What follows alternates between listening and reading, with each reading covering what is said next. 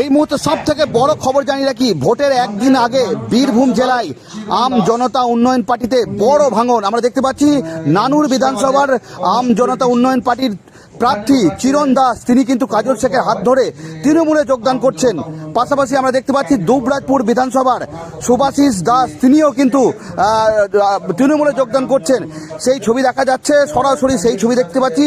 বীরভূমের নানুরের পাপুরি গ্রামে এই যোগদান পর্ব চলছে এই মুহূর্তে, এবং এই যোগদানকে ঘিরে রাজনীতি কার্যত তোলপাড়। আমরা দেখতে পাচ্ছি যে একদিন আগে, ভোটের ঠিক একদিন আগেই কিন্তু তৃণমূলে যোগদান করছেন হুমায়ুন কবিরের যে দল আম জনতা উন্নয়ন পার্টির প্রার্থী চিরণ দাস। তিনি নানুর বিধানসভার প্রার্থী হয়েছিলেন। চিরণ দাস তিনি কিন্তু একদম সরাসরি কাজল শেখের হাত ধরে তৃণমূলে যোগদান করছেন। এছাড়াও দেখতে পাচ্ছি দুবরাজপুর বিধানসভার সুভাষিস দাস তিনিও কিন্তু তৃণমূলে যোগদান করছেন, এবং প্রার্থী তারা জানাচ্ছেন, চিরণ দাস তিনি জানাচ্ছেন যে তাদেরকে টিকিট দেওয়া হয়েছিল, তাদেরকে বলা হয়েছিল খরচা দেওয়া হবে, কিন্তু তারা ঋণ নিয়ে সেই খরচা করেছেন ভোটের বিভিন্ন জায়গায়, অথচ এখন তাদেরকে কোনো রকমভাবে সহযোগিতা করছে না, তাই তারা কিন্তু তৃণমূলে যোগদান করছেন।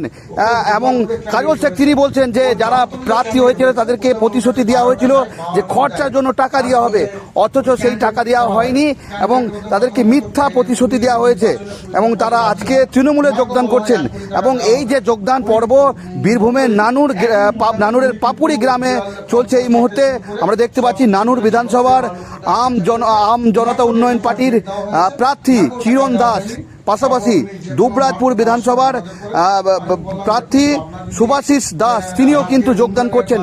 এছাড়াও এই দুই প্রার্থীর হাত ধরেই একাধিক এই হুমায়ুন কবিরের দলে যারা কর্মী ছিল, আম জনতা উন্নয়ন পার্টির কর্মী, তারা কিন্তু তৃণমূলে যোগদান করেছে এমনই দাবি করছে তৃণমূলের তরফ থেকে। এবং দেখতে পাচ্ছেন সেই ছবি দেখাচ্ছে এই মুহূর্তে বীরভূমের নানুরে এই মুহূর্তে চাঞ্চল্য ছড়িয়েছে, রাজনীতি কার্যত তোলপাড়।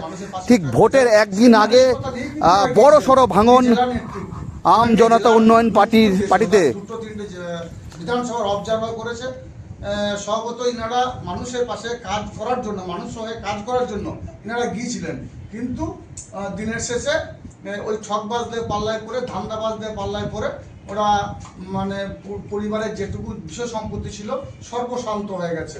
ওরা তখন আমার কাছে বিভিন্ন মারফত খবর পাঠায়, আরও 2-4 জন আছে, তারা কাল পরশু করে হয়তো কাল আমাদের কাছে চলে আসবে বা কালকেও আসতে পারে। তো আমি ওদেরকে ডেকে বলি, যদি আমাদের মানুষের দেওয়া থাকে, মানুষ উন্নয়ন করব, এরিয়ার উন্নয়ন করব, গ্রামের উন্নয়ন করব, আসুন মমতা বন্দ্যোপাধ্যায়ের ছায়ার তলা আসুন, আমরা আপনাদেরকে যোগ্য সম্মান দিয়ে দলের কাজ করার যে জায়গা, সেই জায়গা আমরা তৈরি করব। এবং ওনারা সেই মোতাবেক আমাদের কাছে আজকে জয়েন করে নানুর বিধানসভা বিধায়ক, যুব সভাপতি আছে, স্থানীয় লিডাররা সব আছে, আমরা সবাই মিলিতভাবে আমাদের জয়েন করবো। বাকি কথা আমাদের কাছ থেকে আমরা শুনতে পাবো।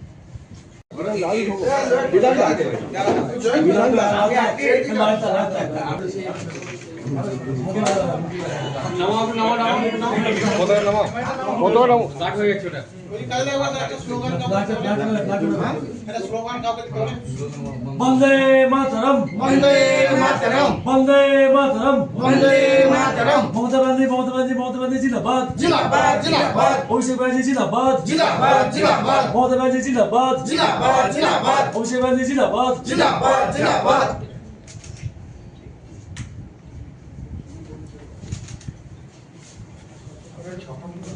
আমি আবার বলে দেবো বিষয়টা নাকি কতটা লিখে দিয়ে বলবো, ধরে থাক। আমি যোগদান করলাম, আপনারা দেখেছেন মিডিয়াতে, আপনারা আমাকে মিডিয়াতে হাইলাইট করেছেন। আমি যেদিন আমার নাম ঘোষণা করে আমাকে বলেছিল 1 কোটি টাকা দেওয়া হবে, তোমরা পার্টিকে দাঁড়াও, আমি সেই সিদ্ধান্তটি দাঁড়াইলাম।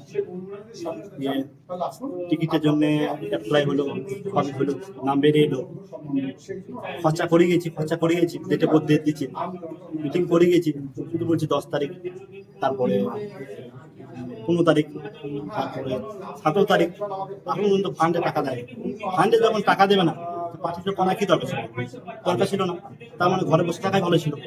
আমরা গয়না বন্ধক দিচ্ছি, আমি সুদের উপরে টাকা নিয়ে এসেছি, আমার বাবা নিজে টাকা দিয়ে গেছে। তারপরে মিথ্যে ধাপ্পা দিয়ে চালাইছে। আমরা দেখুন শুধু মিটিংয়ে বলছে টাকা দেবো টাকা দেবো টাকা দেবো, 1 কোটি টাকা দিচ্ছে না। তাহলে আমরা কিভাবে লড়াই করবো? তাহলে একমাত্র আমাদের মরতে হবে, মানুষ ছাড়া উপায় নেই। তাহলে আমাদের এত টাকা খরচা করলাম, এই টাকা আমরা কোথায় দেবো? মোট মোটামুটি আমার 3 লাখ টাকার মতো খরচা হয়েছে মোটামুটি। তার আমার গাড়ি আছে, গাড়ি বেনা দিয়ে মোটামুটি 10 হয়ে গেছে, সব দিয়ে 10 হয়েছে। না ঠিক পয়সা দেয়নি, ধাপ্পা দিয়ে চালাচ্ছে। এদিন দেখুন অনলাইনে মিটিং করেছে, শুধু মুখে বড় বড় ডায়নামো মারছে। ডায়নামো মারার পর পুরো মানে গ্রুপ তৈরি করেছিল, গ্রুপ দুটো লক করে দিয়েছিল। তাহলে আমরা কিভাবে পার্টিটা করবো? কি করে ভরসা পাবো? ভরসা পাবো না। তাহলে এইভাবে ধাপ্পা দিয়ে মানুষকে চালিয়েছে, প্রত্যেকটা মানুষ বেরিয়ে পালিয়ে গেছে। ওর কাছে কেউ নেই। 193টা ছিল, 193টার মধ্যে সব 115টা দাঁড়িয়েছে, 115টার মধ্যে এখন 25টা আছে, বাকি সব পালিয়ে গেছে। 25টা জয়েন করবে। ঠিক আছে, হ্যাঁ, তো ধাপ্পাবাজি মানুষ আমরা দেখে নিলাম। আমরা প্রথম ভেবেছিলাম মানুষটা ভালো, তারপরে আস্তে আস্তে জানলাম ও নিজে তো তোলে, মানে বিজেপির সঙ্গে সেটিং আছে। বিজেপির কাছে পুরো টাকা খেয়েছে।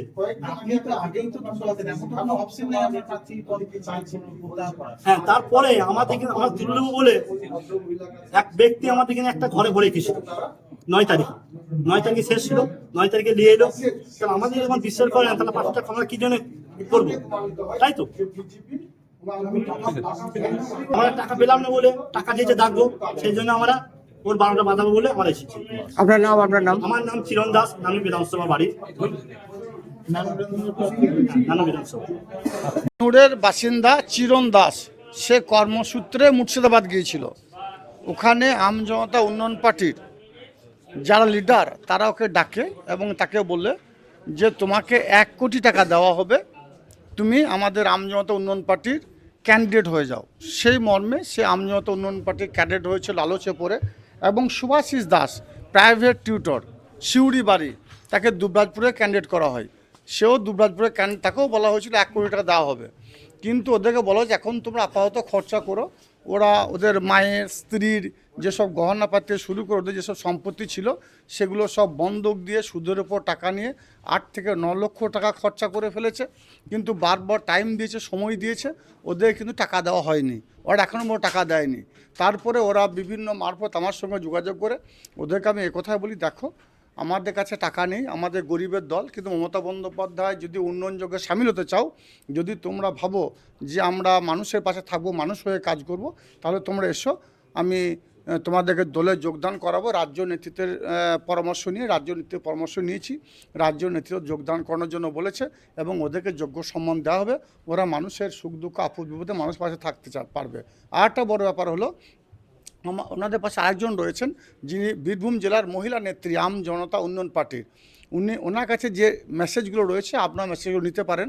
আমি দেখি যে মেসেজ রয়েছে হুমায়ুন কবির বীরভূম জেলা আসছে, কিন্তু ওনাকে জানাচ্ছেন কিন্তু বিজেপির নেতা। উনি তাদেরকে প্রশ্ন করছেন যে আপনি তো বিজেপি করছেন, হুমায়ুন কবির তো আম জনতা উন্নয়ন পার্টির, ও তো মুসলিমদের লিডার, ও তো মুসলিম করে চিল্লাচ্ছে, তাহলে আপনি বিজেপি হয়ে হুমায়ুন কবির বীরভূম আসে, সে মেসেজ আপনি কেন দিচ্ছেন? আপনি কেন লোক জড়ো করার কথা বলছেন? আমাকে বললে নির্দেশ তোমাকে হুমায়ুন কবির দেবে, কিন্তু তারা বললো আমার সঙ্গে হুমায়ুন কবিরের রিলেশন আছে, আমাদের একই ব্যাপার, তোমার খরচাপাতি যা লাগবে সব আমরা দেবো। অর্থাৎ বিজেপি বহন করছে খরচা আম জনতা উন্নয়ন পার্টির। যে কথাটা কয়েকদিন আগে একটা ভিডিও প্রকাশ হয়েছিল, সেটা সত্যতা আমরা আর একবার পাবেন। একবার তখন পেয়েছেন ভিডিও প্রকাশের মাধ্যমে, আজকে এই যে মেসেজ, সেই মেসেজের মাধ্যমে পাবেন। এবার ওই ভদ্রমহিলাকে আমি জিজ্ঞাসা করি, আপনি যে বলছেন কথাটা সত্যতা কতখানি আমি কি করে বুঝবো? এটা সত্য নাও হতে পারে। উনি তখন বলছেন যে ভদ্রলোকের সঙ্গে কথা হচ্ছে তার বাড়ি বীরভূম, সে বীরভূমের বিজেপি নেতা, তার নাম্বার সহ দিয়ে দিচ্ছি, আপনার তাকে ডাকুন, আমার সামনে তিনি এসে হাজির হবেন এবং আমি সামনে মোকাবেলা করে দেবো। বিজেপি নেতা হয়ে হুমায়ুন কবির কবে আসছেন, কোথায় যাবেন, কখন যাবেন, কোন জায়গায় লোক জড়ো করতে হবে, সবটাই কিন্তু তাকে পরিচালনা করছে বিজেপি।